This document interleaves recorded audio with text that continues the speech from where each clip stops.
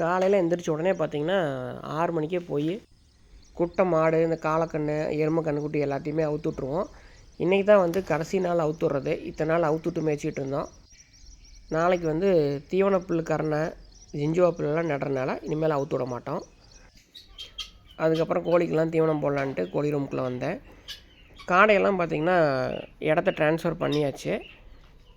இதெல்லாம் வந்து உள்ளே இருந்துகிட்டு இருந்தது. ஃபஸ்ட்டு ஒரு பேட்ச் கொண்டு வந்தது மேலே ஏற்றியாச்சு. புது பேட்சில் இருக்கிற காடையெல்லாம் கொண்டு வந்து கீழே இறக்கியாச்சு. இதெல்லாம் பார்த்திங்கன்னா ஒரு 20 to 25 நாள் ஆன சிக்ஸ் தான் இதெல்லாம். இதில் இருந்து நல்லா குவாலிட்டியாக இருக்கிறதா பார்த்து பேரண்ட்டுக்கு நம்ம நிறுத்திக்கலான்ட்டு இருக்கிறோம். இந்த ஒயிட்டெல்லாம் பார்த்திங்கன்னா பழைய பேட்ச்சு, அதெல்லாம் கிட்டத்தட்ட ஒரு 6 மாதமாக நம்மக்கிட்ட இருக்குது. ஆனால் அதெல்லாம் கொடுத்துட்டு புது பேட்ச் இறக்கலான்ட்டு இருக்கிறோம். இந்த கடைசியில் இருக்கிறதெல்லாம் பார்த்திங்கன்னா சிக்கு தான். இது வந்து ஒரு 40 நாளத்து சிக்கு. இதெல்லாம் தான் இப்போதைக்கு நம்மக்கிட்ட இருக்கிற அடல்ட்டு. இந்த கலர் வந்து சிக்கு. அது இல்லாமல் புதுசாக பார்த்திங்கன்னா ஒரு 3 புறா சிக்கு எடுத்துகிட்டு வந்திருக்கிறேன். இதுவுமே வந்து ரேசிங் ஹோமர் தான். முன்னே எடுத்துகிட்டு வந்து அதே இடத்துல இருந்தால் எடுத்துகிட்டு வந்திருக்கிறேன். 1 மட்டும் சிங்கிளாக போச்சு, மீதி 2 வந்து பேர் தான். இதுவும் எல்லாமே வந்து பேர்னு சொல்ல முடியாது, பெருசானால் தான் நமக்கு தெரியும். எல்லாத்துக்கும் தீவனம் போட்டு விட்டாச்சு. அது பாட்டுக்கு தீவனம் சாப்பிட்டுருக்குது. சிக்ஸுக்கெல்லாம் பார்த்திங்கன்னா சிக் ஃபீடு தான் போடுவோம். பெருசுக்கெல்லாம் தான் வந்து லேயர் ஃபீடு போடுவோம். எப்பயுமே அதுக்கெல்லாம் தீனி போட்டு முடிச்சுட்டு தான் வெளியில் வந்து கோழிகளுக்கு போடுவேன். கோழிகள்லாம் தீவனத்துக்காக வெயிட் பண்ணிகிட்டே இருக்குது. இப்போ பார்த்திங்கன்னா இந்த சீசனில் வந்து சளி ஓவராக பிடிக்குது. நம்ம ரெகுலராக கொடுத்துட்ருக்கிற மருந்தே கொடுத்தோம்னா சளிக்கு கேட்காது. அதனால் இந்த டைம் வந்து வேறு ஒன்று மாற்றிட்டேன். ஆனால் ரிசல்ட்டு செம்ம ரிசல்ட்டு சூப்பராக இருக்குது. தைலோசின் அப்படின்னு கேட்டிங்கன்னா கிடைக்கும். இது வந்து மினிமம் 1 கிலோ பேக் தான் கிடைக்கும். இது பார்த்திங்கன்னா சிடிசி அப்படின்னு ஒரு பவுட்ரு. அதாவது தைலோசின் வந்து 1 ஸ்பூன் போட்டிங்கன்னா சிடிசி வந்து 1/2 ஸ்பூன் போடணும். அந்த மாதிரி இது வந்து ஃபீடுலேயே கலக்கி போடுறது. இது பார்த்திங்கன்னா ரேஷியோ வந்து 1 டன்னுக்கு 1 கிலோ அந்த மாதிரி தான் கொடுக்கணும். நம்ம வந்து கொஞ்சமாக போடுறதுனால ஒரு அப்ராக்சிமேட்டாக அளவாக கம்மியாக நம்ம போட்டுக்கணும். இது சிடிசி இது வந்து 1/2 ஸ்பூன் போட்டோம்னாலே போதும், கொஞ்சமாக போட்டோம்னா போதும். இது வந்து சளிக்கு வந்து நல்ல ரிசல்ட்டாக இருக்குது. சளிக்கு மட்டும் இல்லை, இது ஒரு ஆன்டிபயோட்டிக்கு. ஆனாலும் நம்மளுதெல்லாம் பார்த்திங்கன்னா தலையை அப்படியே குருவிட்டு கீழே நிலத்துலையே போய் தலை முட்டிச்சு எந்திரிச்சே நிற்காத மாதிரி, அதுக்கெல்லாம் வந்து நல்ல ரிசல்ட்டாக இருந்துச்சு. இது பார்த்திங்கன்னா எல்சிபி அப்படிங்கிறது. இதுவும் வந்து இந்த லிவோஃப்ளாக்சின், தயோமலின் இந்த மாதிரி வந்து காம்பினேஷனில் இருக்குது.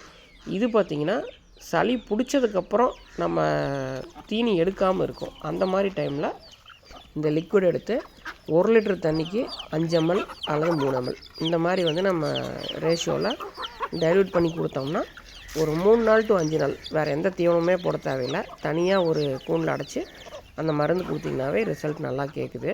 சளி அப்படியே சரியாயிடுது. நம்மளது பார்த்திங்கன்னா ஒரு 4-5 வந்து ரெடி பண்ணிவிட்டு அந்த மாதிரி. இப்போதைக்கு ஒன்றே இன்னும் நான் வெளியே திறந்து விடாமல் இருக்கிறேன். இந்த சேவல் பார்த்திங்கன்னா இந்த கூண்லேயே தலை போய் கீழே முட்டி வாயிலிருந்து அப்படியே சளி கீழே உழுதுட்டு கண்ணே திறக்காமல் இருந்தது. இப்போ வந்து ஓரளவுக்கு ரெடியாகி எந்திரிச்சு உட்கார அளவுக்கு இருக்குது. இப்போ வந்து தீனி நல்லா எடுக்க ஆரம்பிச்சிருச்சு. ஆனால் பார்த்திங்கன்னா கால் வந்து ஒழுங்காக நடக்கலை. அதுக்கு வந்து நியூரோபியன் மாத்திரை வந்து ஒரு 10 நாள் 15 நாளுக்கு டெய்லியும் ஒவ்வொரு மாத்திரை போட்டோம்னா 100% இது வந்து க்யூர் ஆயிரும். கோழி வேலை எல்லாத்தையும் முடிச்சுட்டு ஆட்டு ஷெட்டுக்கு வந்தேன். நம்ம கிடாய்க்கு வந்து முன்னையே வந்து ஒரு இடத்துல கட்டி இருந்துன்னு காமிச்சிருந்தேன். அந்த கட்டிக்கு வந்து மருந்து போட்டேன். அப்போ வந்து வீடியோ எடுக்கலை. மற்றபடி அந்த புண்ணு வந்து அப்படியே சரியாக ஆரம்பிச்சிருச்சு. அது வந்து மறுபடியும் ஒரு டைம் நான் கிழிச்சு விட்டேன். ஆக்சுவலாக வந்து பிடிச்சிருந்தது. ஃபஸ்ட்டு கிழிச்சப்போ ரத்தம் தான் வந்தது.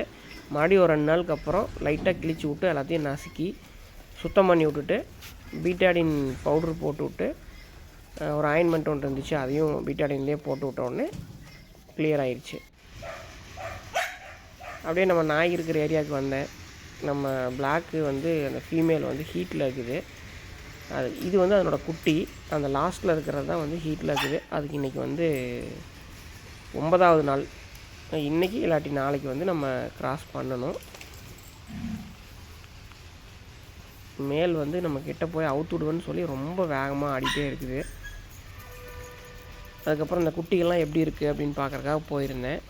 2 குட்டி வந்து கொடுத்தாச்சு. அதில் ஒரு குட்டி வந்து எடுத்துகிட்டு போயிட்டாங்க. இன்னொன்று இன்றைக்கி வந்து எடுத்துகிட்டு போயிடுவாங்க. இன்னொரு 5 குட்டி இருக்குது. அதில் வந்து ஒன்று வந்து நம்ம அண்ணா ஒருத்தரோட மேல் எடுத்துகிட்டு வந்து மேட் பண்ணியிருந்தோம். அவருக்கு வந்து கொடுக்க வேண்டியது இருந்துச்சு.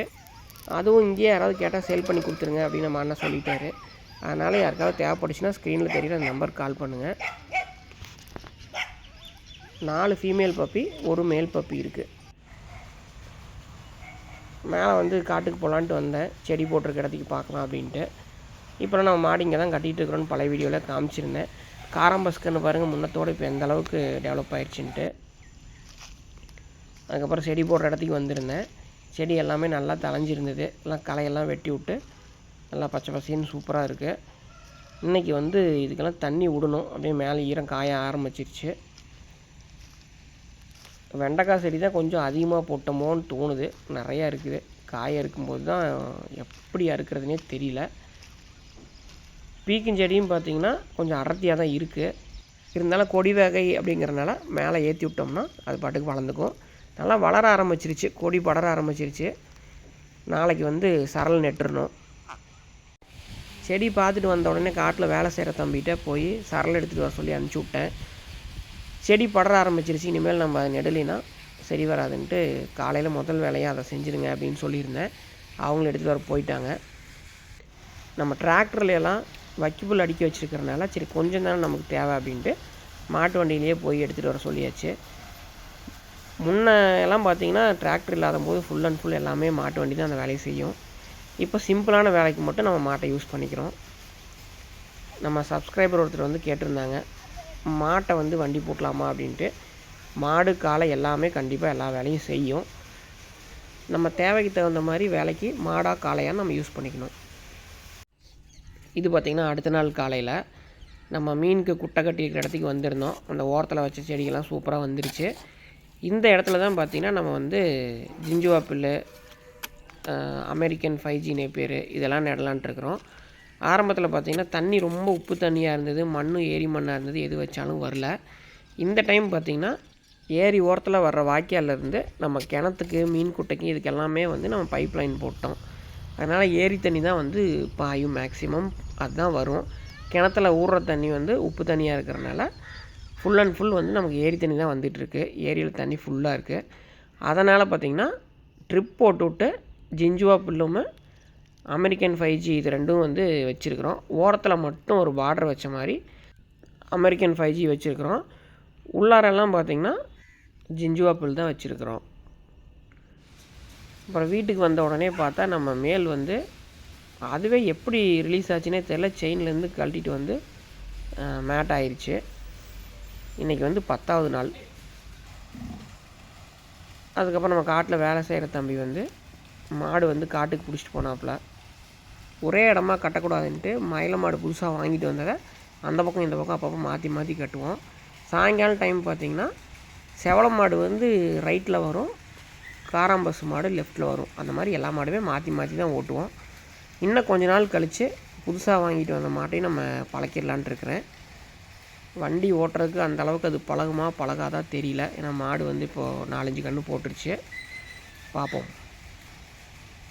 மாடெல்லாம் போனதுக்கப்புறம் செடி பார்த்துட்டு போகலான்ட்டு வந்தேன்.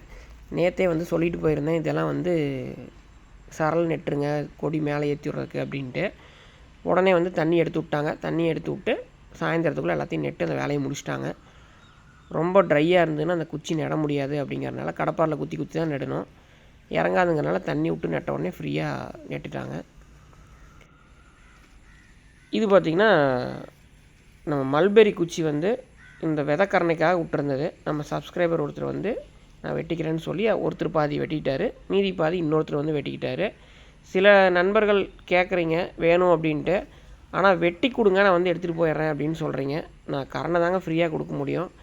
தேவைப்படுறவங்க இன்னும் கூட கொஞ்சம் மீதி கீழே இருக்குது, வந்து நீங்கள் நேரில் வந்து நீங்கள் எடுத்துகிட்டு போகலாம். நம்மளே வெட்டி கண்டிப்பாக கொடுக்க முடியாது. எங்கள் தேவைக்கு நாங்கள் வெட்டும்போது அதில் இருக்கிற குச்சி மீதி இருக்கிறத நாங்கள் வெட்டி போட்டுருவோம். நீங்கள் வேணுங்கும் போது வந்து எடுத்துக்கலாம். அவ்வளோதாங்க இந்த வீடியோ. அடுத்த வீடியோவில் சந்திக்கிறேன். நன்றி.